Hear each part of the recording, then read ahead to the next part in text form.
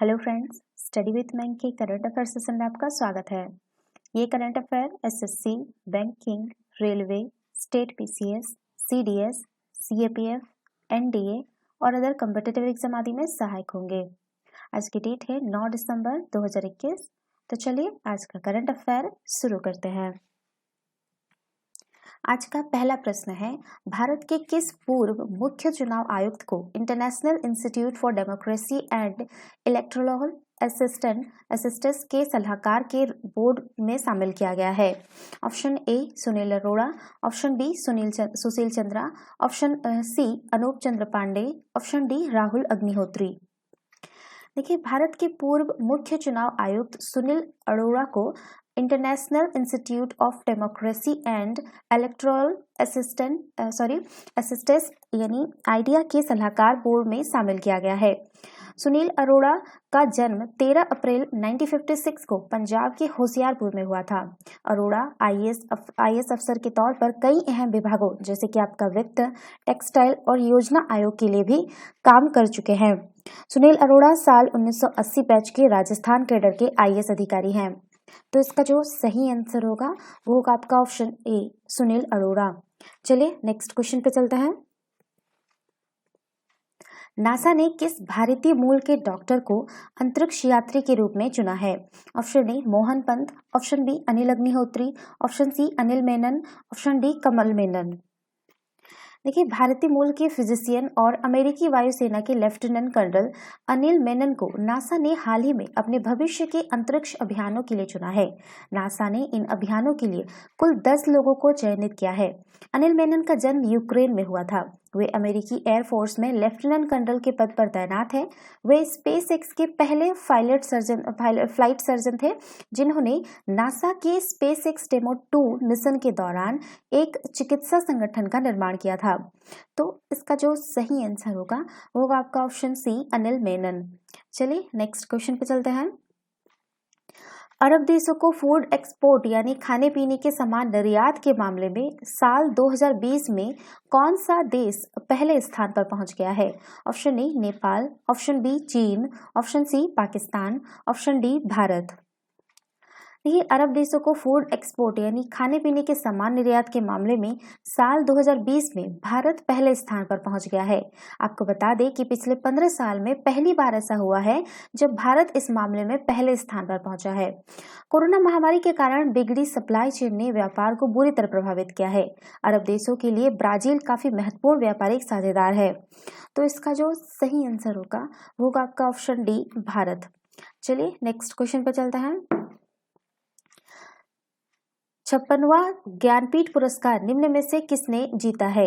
Option A Sumitra Nandan Pant, option B Nilmani Phukan junior, option C Firaq Gorakhpuri, option D Vishwanath Satyanarayana. देखिए, प्रख्यात असमिया कवि नीलमणि फूकन जूनियर ने 56वां राष्ट्र ज्ञानपीठ पुरस्कार जीते हैं। नीलमणि फूकन का जन्म 1933 में हुआ था। उन्होंने असमिया भाषा में कविता की 13 पुस्तकें लिखी और असमिया साहित्य के अन्य विधाओं पर भी काम किया। नीलमणि फूकन को पद्मश्री, साहित्य अकादमी, असम वैली अवार्ड वो साहित्य अकादमी फेलोशिप से भी सम्मानित किया जा चुका है। तो इसका जो सही आंसर होगा वो होगा आपका ऑप्शन बी होगा नीलमणि फूकन जूनियर। चलिए नेक्स्ट क्वेश्चन पे चलते हैं। भारत सरकार की नई मंजिल योजना किस आयु वर्ग के अल्पसंख्यक युवाओं पर केंद्रित है? ऑप्शन ए 17 से 35 वर्ष के आयु वर्ग के अल्पसंख्यक युवा, ऑप्शन बी है आपका 18 से 36 वर्ग के आयु वर्ग के अल्पसंख्यक युवा, ऑप्शन सी 19 से 32 वर्ग के आयु वर्ग के अल्पसंख्यक युवा, ऑप्शन डी इनमें से कोई नहीं। देखिए, अल्पसंख्यक मामलों के मंत्रालय द्वारा वर्ष 2015 में नई मंजिल योजना शुरू की गई थी। इस योजना का मुख्य उद्देश्य अल्पसंख्यक युवाओं को रोजगार योग्य कौशल प्रदान करना है। यह योजना मुख्य रूप से 17 से 35 वर्ष के आयु वर्ग के अल्पसंख्यक युवाओं पर केंद्रित है। ये सभी युवा स्कूल छोड़ने और ये जो कि मदरसों जैसे सामुदायिक शिक्षा संस्थानों में शिक्षित युवा है उनके लिए है। इस नई मंजिल योजना के तहत चयनित युवाओं को कौशल प्रशिक्षण के साथ प्रमाणन भी प्रदान किया जाता है। यह योजना युवाओं को संगठित क्षेत्र में बेहतर रोजगार तलाशने में मदद करती है।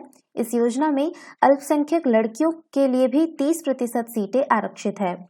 तो इसका जो सही आंसर होगा वो होगा आपका ऑप्शन ए 17 से 35 वर्ष के आयु वर्ग के अल्पसंख्यक युवा। चलिए नेक्स्ट क्वेश्चन पे चलते हैं। ब्रिटेन के एक अध्ययन के मुताबिक फाइजर एस्ट्राजेड कोविड-19 शॉट्स को किस वैक्सीन डोज के साथ मिलाने से बेहतर प्रतिरक्षा प्रतिक्रिया मिल सकती है?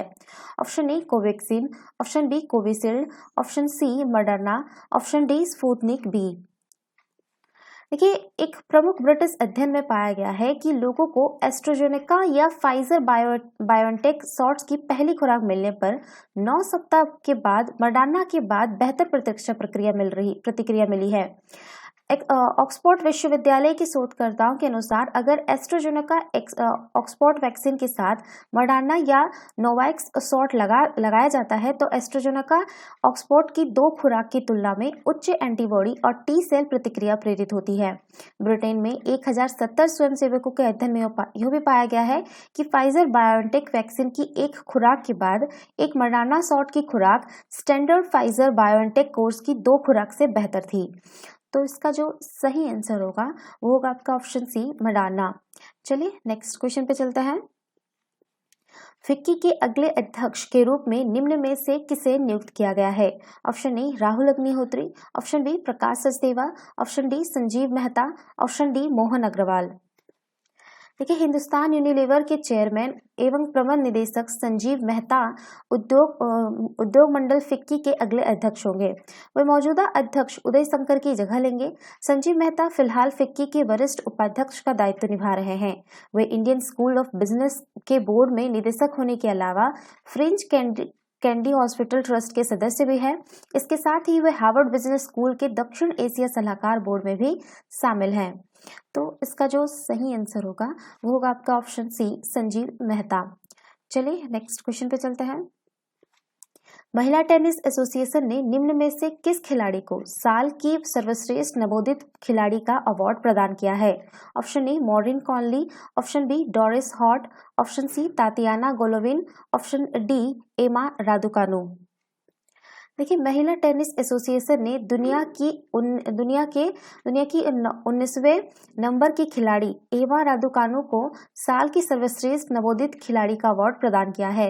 एमा रादुकानु 1968 के बाद यूएस ओपन का महिला सिंगल्स खिताब जीतने वाली पहली ब्रिटिश महिला भी थी। एमा का जन्म 13 नवंबर 2002 को टोरंटो कनाडा में हुआ था। तो इसका जो सही आंसर होगा वो होगा आपका ऑप्शन डी एमा रादुकानु। चलिए नेक्स्ट क्वेश्चन पे चलते हैं। वैश्विक हथियारों के व्यापार पर नजर रखने वाली Stockholm international peace research institute यानी सिप्री की एक रिपोर्ट के अनुसार कितने भारतीय कंपनियां वर्ष 2020 में संयुक्त हथियारों की बिक्री के मामले में दुनिया के शीर्ष 100 कंपनियों में शामिल है? Option A 5, option B 3, option C 4, option D 6। देखिए, वैश्विक हथियारों के व्यापार पर नजर रखने वाली Stockholm international peace research institute यानी सिप्री की एक रिपोर्ट के अनुसार 3 भारतीय कंपनियां वर्ष 2020 में संयुक्त हथियारों की बिक्री के मामले में दुनिया की शीर्ष 100 कंपनियों में शामिल है। ये 3 भारतीय कंपनियां हैं हिंदुस्तान एरोनॉटिक्स लिमिटेड, दूसरा है आपका इंडियन ऑर्डिनेंस फैक्ट्रीज, तीसरा है आपका भारत इलेक्ट्रॉनिक्स लिमिटेड। और आपको बता दें कि ये 2020 की रिपोर्ट है और 2019 में भी ये तीनों कंपनियां भी मतलब आपका शीर्ष 100 कंपनियों में शामिल थी 2019 में भी। ठीक है, तो दुनिया भर में जो है शीर्ष 100 कंपनियों में संयुक्त राज्य अमेरिका की कंपनियों की संख्या सबसे अधिक है। वहीं चीन 13% के साथ दूसरे स्थान पर है, जिसके बाद है आपका यूनाइटेड किंगडम 7.1% के साथ तीसरे स्थान पर है। और रूस और फ्रांस जो है क्रमशः आपका 5% और 4.7% के साथ जो है चौथे और 5वें स्थान पर है। अब तो सिप्री के बारे में बताया, तो सिप्री एक स्वतंत्र अंतर्राष्ट्रीय संस्थान है जो संघर्ष, आयुध, हथियार नियंत्रण एवं निरस्त्रीकरण के अनुसंधान हेतु समर्पित है। वर्ष 1966 में स्टॉकहोम में स्थापित सिप्री नीति निर्माताओं, शोधकर्ताओं, मीडिया और इच्छुक जनता को खुले स्रोतों के आधार पर डेटा विश्लेषण तथा सिफारिशें प्रदान करता है। तो इसका जो सही आंसर होगा वो होगा आपका ऑप्शन बी 3। याद रखिएगा वे कौन से 3 कंपनियां हैं। ठीक है, चलिए नेक्स्ट क्वेश्चन पे चलते हैं। अंतर्राष्ट्रीय स्तर पर प्रत्येक वर्ष विश्व सुनामी जागरूकता दिवस का आयोजन कब किया जाता है? ऑप्शन ए 5 नवंबर, ऑप्शन बी 6 नवंबर, ऑप्शन सी 7 नवंबर, ऑप्शन डी 8 नवंबर। देखिए, अंतर्राष्ट्रीय स्तर पर प्रत्येक वर्ष 5 नवंबर को विश्व सुनामी जागरूकता दिवस का आयोजन किया जाता है, जिसका उद्देश्य आम लोगों को सुनामी जैसी घातक आपदा के बारे में जागरूक करना है। संयुक्त राष्ट्र की एक रिपोर्ट के मुताबिक इस घातक आपदा के कारण पिछली एक सदी में लाखों लोगों की मृत्यु हुई है। संयुक्त राष्ट्र के अनुसार सुनामी शब्द की उत्पत्ति जापान से हुई है, जहां सू यानी सू शब्द का अर्थ है बंदरगाह और नामी का अर्थ है लहर। प्राय तीव्र भूकंप के दौरान समुद्री प्लेटें कई मीटर तक खिसक जाती है। फलस्वरूप समुद्री सतह पर जबरदस्त उथल पुथल मचती है और इस कारण सागर की सतह पर जल बड़ी बड़ी लहरों के रूप में उठता है। यही तीव्र और ऊंची लहरें धरातल पर सुनामी कहलाती है। वर्ष 2004 में हिंद महासागर में आई सबसे घातक सुनामी के बाद संयुक्त राष्ट्र महासभा ने प्रत्येक वर्ष 5 नवंबर को विश्व सुनामी जागरूकता दिवस के रूप में मनाने का निर्णय लिया था। तो इसका जो सही आंसर होगा वो होगा आपका ऑप्शन ए 5 नवंबर। तो ये था आज के करंट अफेयर। वीडियो पसंद आए तो लाइक, शेयर और कमेंट करना ना भूलें। साथ ही साथ चैनल को सब्सक्राइब करना ना भूलें। Thanks for watching. Have a nice day. Take care.